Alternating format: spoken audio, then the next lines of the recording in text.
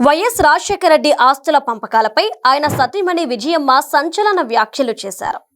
వైఎస్ఆర్ మరణించే వరకు ఉన్న ఆస్తులన్నీ కుటుంబ ఆస్తులేనని, ఇంతవరకు షర్మిలకు ఆస్తులు పంచలేదని స్పష్టం చేశారు. ఆస్తుల పంపకాల గురించి వైసీపీ నేతలు ప్రెస్ మీట్లు పెట్టి మరీ వినిపిస్తున్న వాదనకు విజయమ్మ కౌంటర్ ఇచ్చారు. అఫిడవిట్ ద్వారా మీడియాకు వివరణ ఇచ్చారు. తన ఆస్తులను నలుగురు మనవళ్లు మనవరాళ్లకు సమానంగా పంచాలనేది వైఎస్ఆర్ ఉద్దేశం. అది ఆయన ఆదేశం కూడా.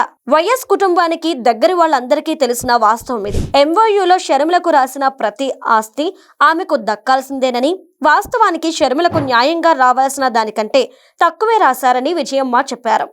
ప్రస్తుతం సరస్వతి సిమెంట్ కంపెనీ ఆస్తుల వ్యవహారంలో వివాదం నడుస్తోంది. అయితే బెంగళూరు యలహంక ప్యాలెస్ కూడా షర్మిలదేనని బాంబు పేల్చారు.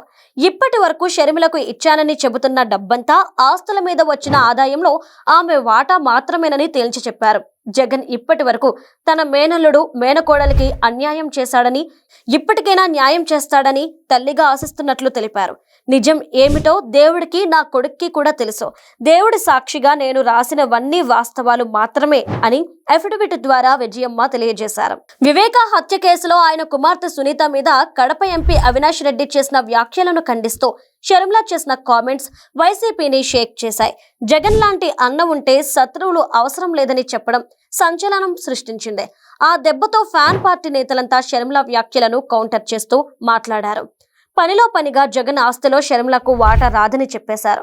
ఈ వ్యాఖ్యలను తిప్పికొడుతూ విజయమ్మ అఫిడవిట్ విడుదల చేయడం జగన్ కి షాక్ కొట్టే పరిణామమే.